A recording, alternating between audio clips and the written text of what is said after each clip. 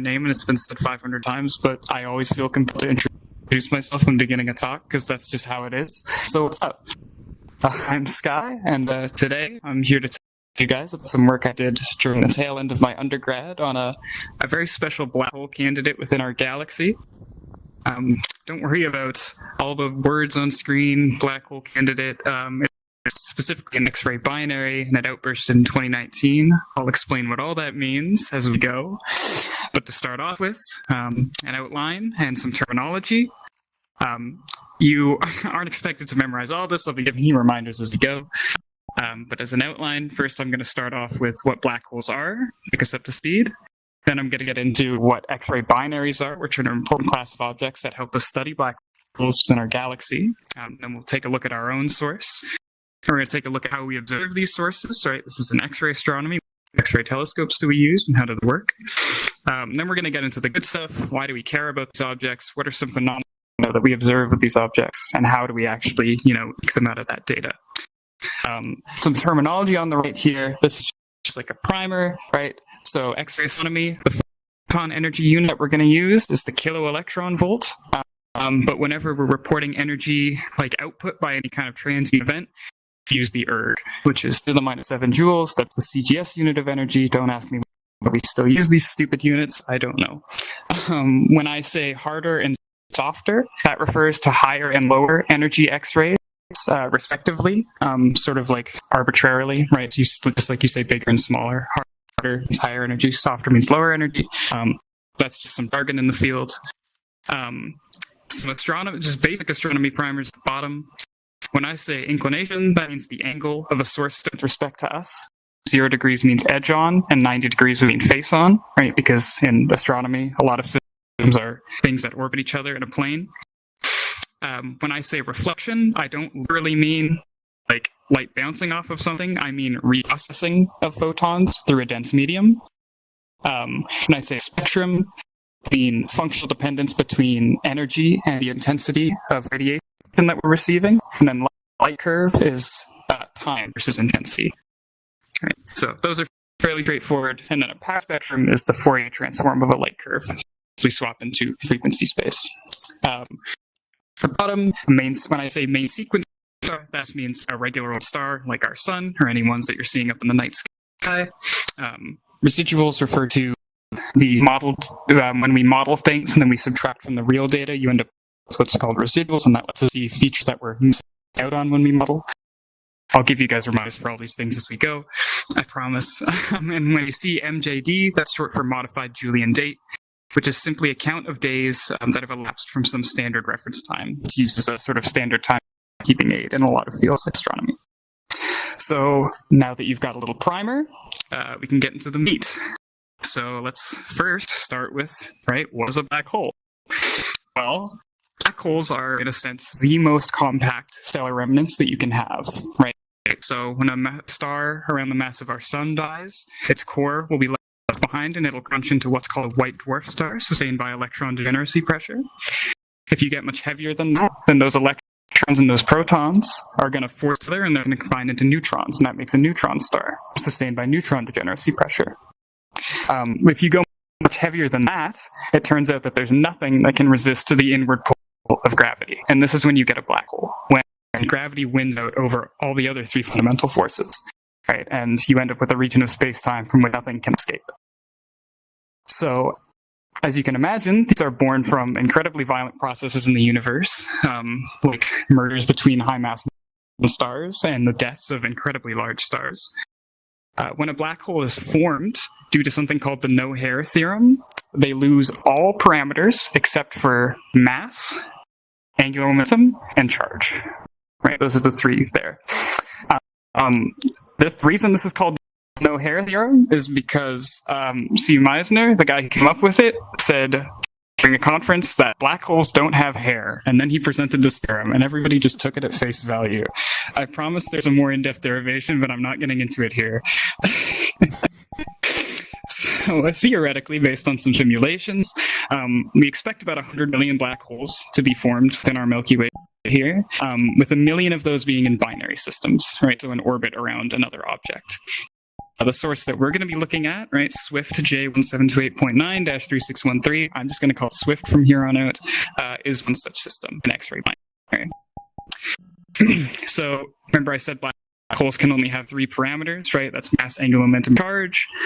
Well, one of those, charge, we can kind of ignore because on the whole, most objects are electrically neutral, right? You have equal numbers of positive and negative charges that cancel out. And this holds true for stars as well. So when a star collapses into a black hole, we expect it to maintain that roughly neutral charge, right? So that's just something important to note. The same thing cannot be said about angular momentum. Right? We know that angular momentum is a conserved quantity, right? So when something that is rotating like a star collapses into, say, a neutron star, it has to spin a lot faster to keep the same amount of angular momentum that the system had originally. And the same is going to apply to a black hole. So black holes, we think, should spin very fast, right? So when I say black hole spin, what do I actually mean?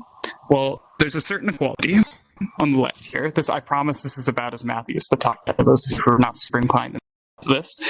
There's a certain inequality on the left there that black holes are expected to fulfill, right? And you can see that first term there has a Q in it. That's our charge. But as I said, we like to neglect that charge because black holes are on the whole going to be neutral. So if we go ahead and do that and we do some rearranging, you can end up with the quantity on the right. And that quantity that ranges between 0 and 1, we define this as the spin parameter of a black hole. It's essentially a measure of angular momentum per mass. In this case, we have per mass squared. You could equally just easily multiply this by the mass of the black hole, and then your spin parameter ranges from 0 up to the mass of the black hole. It's just different ways of talking about it. So as I've written it here, this can range between 0 and 1, but in practice, there's actually some special effects that Kip Barn talked about in an important paper that limits the theoretical spin of a black hole to about 0.98. This is called Thornton's limit. It happens because as matter is accreting into a black hole, that matter, right, is going to rub up against each other, a lot of friction, it glows very brightly, that produces radiation, that produces a counteracting torque on the black hole that prevents it from getting spun up to 1. If you want more gory details on that, feel free to ask me afterwards. Okay. So black hole, we've covered that. What about the other half, right? The X-ray binary side. Well, an X-ray binary, right, as I mentioned, is what you get when you have a compact object and a main sequence star that are orbiting each other. In this case, right, that compact object of interest is a black hole. The reason we like these objects is because sometimes a black hole will rip off a chunk of matter from its star. And this is called an outburst, right? That matter from the star is going to spiral in towards the black hole, and it's going to form an accretion disk of dense viscous stellar matter that flows in towards the black hole, sort of as illustrated in that figure on the left there. And then you also see the formation of what's called corona, which is like a much more tenuous, fluffy cloud of particles with mostly randomly inclined orbits to the black hole. The geometry of the corona is still subject to ongoing debate. It's actually very hard to figure out how it's shaped because we can't directly image these systems. These are further classified into either persistent, transient, or quasi-persistent. Persistent sources are the ones that constantly outburst, they constantly glow. Transient ones will outburst and then they will go quiet for however long. Some of them are periodic, some of them are aperiodic, and then there's quasi-persistent to represent ones that don't neatly fit into either of these categories. There are a couple, for example, that have been going continuously for 50 years and then they suddenly shut off, and we don't know if they have a periodicity of 50 years or what. So we slap the little quasi-persistent on them. So now we can get into our own source, now that we understand X-ray binaries a little better. So our own source, Swift, here is a transient black hole X-ray binary. So that means that it outbursted and then went back into being quiet or being quiescent. It was discovered in January of 2019, originally by the telescope Swift, and was then heavily observed by a bunch of other telescopes. But most of this data went unexplored until I got my hands on it. That's where it's located on the sky. If any of you nerds really want to look at it. It's dark now, though, so you're not going to see much. And some other authors did some work on this source. Previously, they reported a lower mass limit of around 5 solar masses, which more strongly furthers the system's candidacy as a black hole X-ray binary, because this is above the mass limit for both neutron and white dwarf stars. So that's our source, right? And of course we have an image of our source taken by MAXI, but now I'm going to get into the actual telescopes used, right? MAXI is one of them. So there's 3 telescopes that I'm using the data for in this work. And those 3 telescopes are, I'm really proud of this slide. We have NICER, the Neutron Star Interior Composition Explorer. Don't think about the acronym too hard. Astrophysicists are really fucking bad at making acronyms. This is a soft X-ray telescope that has really good timing resolution and fantastic spectral resolution, but it has no spatial resolution. It is not an imaging device. It can tag incoming X-rays with a time of arrival accurate to about 300 nanoseconds of UTC, and is used for measuring very short timescale variations in sources. We also have NuSTAR, the Nuclear Spectroscopic Telescope Array. This is a much more broadband X-ray telescope. It has great spectral resolution, and it does do spatial resolution and imaging, but it doesn't do temporal stuff very well. You need very long exposures with this one. And then finally, we have MAXI, the monitor of all Skye X-ray imaging. This is a scanning instrument as opposed to a focusing instrument aboard the ISS. And it operates in the 2 to 20 kiloelectron volt band. It typically reports measurements binned in days, so this can be used to look for longer timescale variations in sources. And because it's a scanning instrument, it's really helpful because it scans the entire sky every day, so you don't need to focus it on any specific sources. So, as an example of our source, right, this is a light curve of our outburst produced by MAXI in 3 different energy bands. You can see in the top right, just indicate the energies of the photons that we're counting. And so the outburst lasted about 150 days. This right here is the end of January.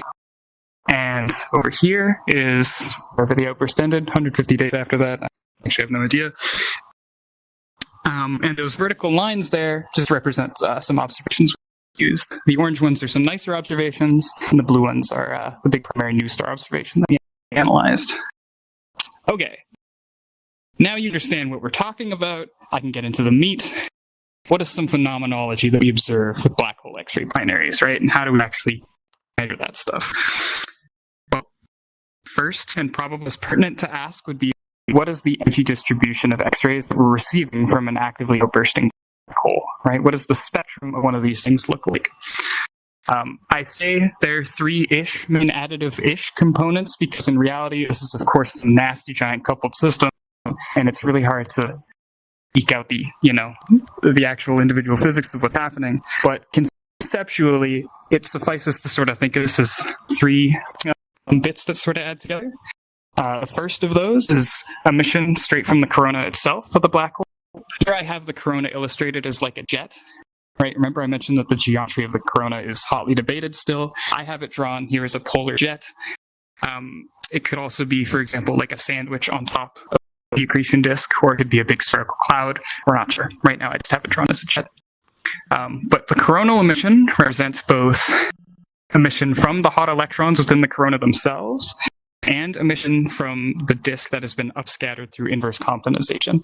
Right, that means that there's soft X-rays that get emitted by the disk. They fly through the corona. There's a bunch of hot electrons that have a lot of energy there. Some of those X-rays are going to stack into those electrons, and the electrons are going to actually impart that energy into the photon as opposed to the other way around. That's called inverse compensation. The other component, or another component, is the disk itself, right? So we get coronal emission, but remember there's the disk, right? And the disk, I said, was a lot more dense and viscous than the corona. And because of this, we can treat it like what's called a black body. Actually, get a quick show of hands on who's familiar with the concept of black body radiation. Yes. No way. Mid. Okay. Okay, so essentially, think about it this way. Because the disk is much more dense and viscous than the corona is, it glows for the exact same reason that, say, a bar of iron would glow if you were to leave it in a fire. Right. It's just called thermal emission. So just think about it like that. But because there's a temperature gradient gradient across the disk, we can model it like that equation there. That B there is just the Planckian distribution for those of you who are familiar with the concept of black body radiation. If not, don't worry about it too hard. And the third component of the spectrum in a black hole is the reflected emission. Now, this is the really complicated part to detangle. This is why it's taken us up until now to start actually getting into this. But reflected emission is what happens when you get X-rays that are emitted by the disk and bent by the strong gravity of the black hole through the corona and back into the disk, or straight from the corona and into the disk. These X-rays are then reprocessed and re-emitted. This gives rise to a couple interesting phenomena, namely an iron line, a very prominent iron line at about 6.4 kiloelectron volts, causes that to fluoresce, and a reflection hub above 10 kiloelectron volts, and that manifests as an excess of hard radiation, roughly above that energy threshold. Most importantly, though, this reflected emission very heavily depends on the spin of the black hole, because critically, the faster a black hole spins, the closer the inner edge of the accretion disk can move towards the black hole, right? And because of that, any X-rays that are emitted from that region, right, can experience the gravity of the black hole more and more strongly. And it's for that reason that we can detangle spin out of the spectrum of a black hole. So, as an example, here's the spectrum of our source during its outburst. Right, this is the vertical blue line in the light curve, and this was taken by NuStar. So here I have this spectrum fit with a fairly naive just disk and power law model, and then the residuals are at the bottom. Right, the residuals, I said, were the modeled data minus the actual data, so you can see like what features we're missing out on eventually as we model our data. And you can see that first hump there. That is our iron line. I promise that's an emission line. I know it's not super convincing looking at these plots. And that second broad hump there is the reflection hump. That's our excess of hard radiation we're not capturing in our fitting. So what other information can we glean from the spectrum? Well, it turns out there's a lot. Boo jump scare numbers. It's okay. I'm not expecting you to understand all these, but essentially what we did is we took that spectrum and fit it with a million different spectral models. Most importantly, the three in the right column belong to the Relzil family, which is a family of models which fully relativistically models like accreting black holes. Essentially, where did I even put the remote? I lost the remote. Okay, whatever. Anyways, I think you can click the edge of the screen to make it go forward. Anyways, so most importantly, we can use these models to estimate the spin of the black hole, right? Which are in these three columns right here. Spin and inclination angle. Oh, there it is. Fuck. I'm sorry. Oh my god.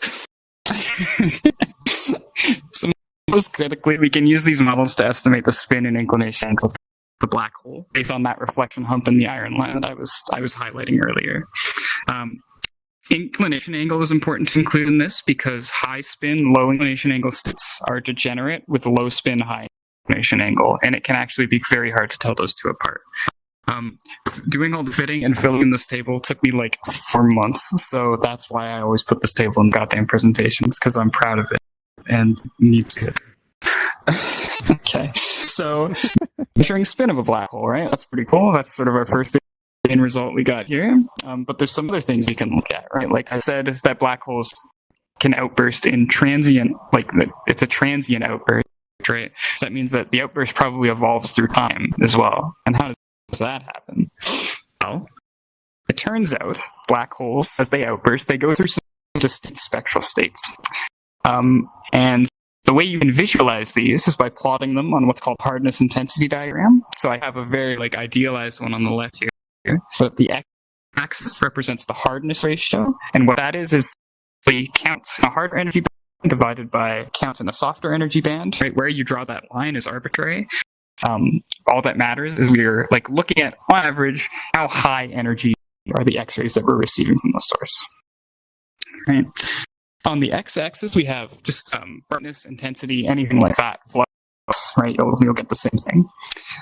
But all black holes, or all black hole X-ray binaries, I should say, when they outburst, they follow a track that looks roughly like that on a hardness and density diagram.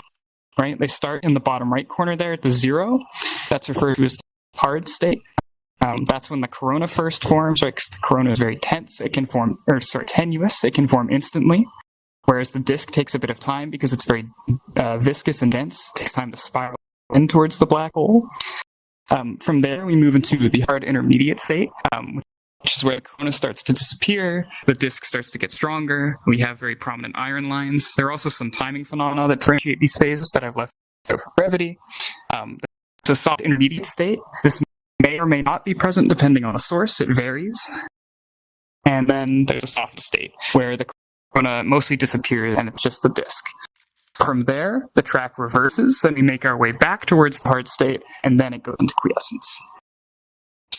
As an example of this, we can make a hardness intensity diagram for our own source over the course of its outburst. Color here represents progression through time and days. Remember, the outburst was roughly 150 days long, and this certainly isn't a perfect cube, but I hope you can sort of see the loop structure, right? Sort of cube-ish looking shape. And as a fun fact, the circled point up near the top, that represents the new star observation that you saw for the spectrum earlier, right? That's the primary observation we did our spectral analysis on.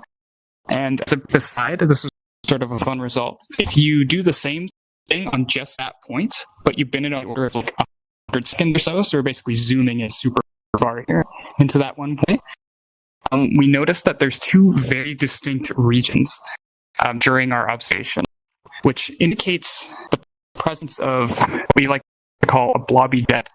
So if you notice, right, it's moving. So we're starting up here in the blue region, and then over time, we suddenly jump into that red region. And you can see that we're moving this way on the x-axis, which means that we're getting lower energy, we're getting softer. And that indicates that there was some process that very suddenly disrupted the corona of this black hole. These are typically referred to as blobby jets, and this is how we look for them, because they're typically too small to image. But it's likely that there was some cataclysmic event that shot out most of the corona of this black hole during the new star observation of it. Okay, so we have some spectral phenomena, lots of fun, but we also have some timing phenomena. So aside from just like, spectral features, looking at spectra, right? I mentioned those other telescopes like NICER and that do timing stuff. What can we do with that? Well, there's three main timing phenomena that I'm giving your attention to here. The first of those are called reverberation lags. These are related to how long it actually takes photons to travel the distance across the accretion disk, get upscattered through the corona, and reach us. Right? So there's a difference in the time of arrival between photons straight from the disk and photons that get emitted from the disk and then bounce around and then hit us. Right? That's called reverberation lags. You can use these to map out how large an accretion is, and you can sort of get a handle on the shape of the corona, but we mostly ignore these in this work here. NICER is especially well suited to these because it operates on like the nanosecond scale. We also have continuum lags. These are due to the fact that the matter in the disk is a lot more dense and viscous than the matter in the corona, right? As mentioned at the beginning of a black hole burst, the corona can form almost instantly because it's so tenuous, whereas the disk takes time to spiral in, right? That in-spiral time is referred to as a continuum lag, because you're going to see the emission from the hard corona before you start seeing the disk glowing, right? You need to let it spiral all the way in before it starts emitting.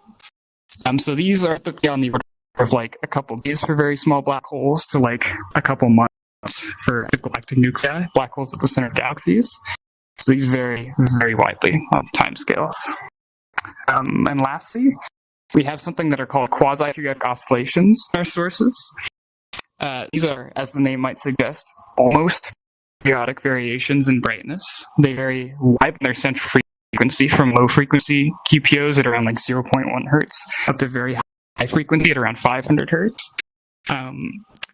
They are observed in multiple energy bands, and we don't really know why they happen. They're thought to either originate from what's called lens stirring precession, where the rotating black hole literally drags space-time around it, and due to a misalignment between the disk and the black hole, it forces like an oscillating brightness path basically flashes towards us. Or it's thought to stem from fluid mechanics and accretion shocks cutting off the accretion flow into the disk. Or it's likely a mix of the two. Now, the other authors that I mentioned before that had done some work on this source saw it all. They actually already found some QPOs in our source. So these are the power spectra, the first two nicer observations of our source. Remember, I said the power spectrum is a Fourier transform of a light curve. So that means that these humps, these features here, right, they represent some sort of periodicity in the light curve of those observations. And those are our quasi-periodic observations. You can see they're quasi-periodic because they have a sort of hump shape as opposed to, ideally a delta function. Of course, they already own the QPOs, so that's not my job. But I can do some other things, like using this Baxi light curve from before. We can actually get a handle on the continuum lag that I was talking about. So using that light curve at the top there, we can calculate what are called cross-correlation functions for each of these three, or between these three light curves. And what these are is essentially a measure of how much one curve is leading or lagging another. Right. So, for example, if we look at this one here, 2 to 4 versus 4 to 10 kilo electron volts, this is essentially like a probability distribution for how much one of these curves might be leading or lagging another. Right. You can see here it's centered roughly around like 1 day. This one peaks around 1 day. Between the 2 to 4 and 10 to 20 kilo electron volt bands, right? So that's the widest energy gap between the two bands. We find a peak delay of roughly 8 days. Right. So we think that that's mostly related to the instantonic matter to spiral through the disk. And to confirm that this is indeed continuum lag, what we can do is look at the spectra for the first couple nicer observations, right? That's those two orange vertical lines there. You don't need to understand all the numbers here. All that's important is when we do spectral fitting here with our naive model, we see a strong disk component gets substantially stronger in the second observation. So what that points to is the formation of a disk very rapidly at the beginning of an outburst, right? And as it increases, we also see that lag. So this is likely a continuum lag, right? Or this allows us to confirm that this is indeed a continuum lag. This is how long it took for matter to spiral into the accretion disk. So that's our next big results. And I have one more fun thing I can tell you guys about this outburst before I wrap up. Which is that using this light curve here, we can actually calculate the total energy output of the outburst. And using that, along with an estimate of the mass to radiation conversion efficiency of the black hole based on our measured spin value, we can say a guesstimate about how much mass the black hole actually swallowed over the course of its outburst. So to make an estimate for the total energy released in any given energy band, you can use that there. Use the distance to the source, and we're assuming 10 kiloparsecs here. There's some other studies on the distances of these things from us, and this one sits in the 8 to 12 kiloparsec range. That's why we use 10 kiloparsecs. So if you go through and calculate that, you find a total of 5.2 times 10 to the 44 of energy released over the course of the outburst, and assuming a mass to radiation conversion efficiency of about 10% based off of our measured spin value, that equates to about the mass of Mars being devoured over the course of this outburst. So, in conclusion, black holes are really cool. They're really hard to study because they need to be in a binary system and they need to be actively interacting with their environment in order for us to, do anything. But we got lucky and we managed to catch a glimpse of that, and in doing so, we managed to get some main results here. So we could constrain the spin of the black hole. We found evidence of a blobby jet. We found strong evidence of a continuum lag, and we figured out that the black hole devoured roughly the mass of Mars over the course of this outburst. By doing this and by mapping this outburst in such great detail, we've added to a very small handful of black holes that have been mapped so thoroughly, and especially the spin. I think this was like the 14th black hole to have its spin measured this way, so that's pretty interesting. Anyways, if anyone wants to check out the real gory details, there is a paper on this topic, but otherwise, I appreciate your attention. Thank you. That was pretty intense. Kind of good. Give it off to you. That was Thank you. I appreciate that. Very nice talk. Yeah. Does anybody have any questions, I suppose? That's okay. If not, I'll be around for a while. So, Going back to basics, I know we assume the black holes are quasi-neutral. Why do we make that assumption? So we assume that black holes are roughly are going to on average be neutral because the stars that they are born from are on average neutral, right? If you just grab any old random object, you yourself you're neutrally charged, right? The Earth as a whole is neutrally charged. Stars are neutrally charged, right? So just because of that, we assume that charge doesn't play a huge role in the physics of black holes. You can get some very interesting scenarios with electrically charged black holes, but we tend to not. It's more of an academic exercise than something we would really see in nature.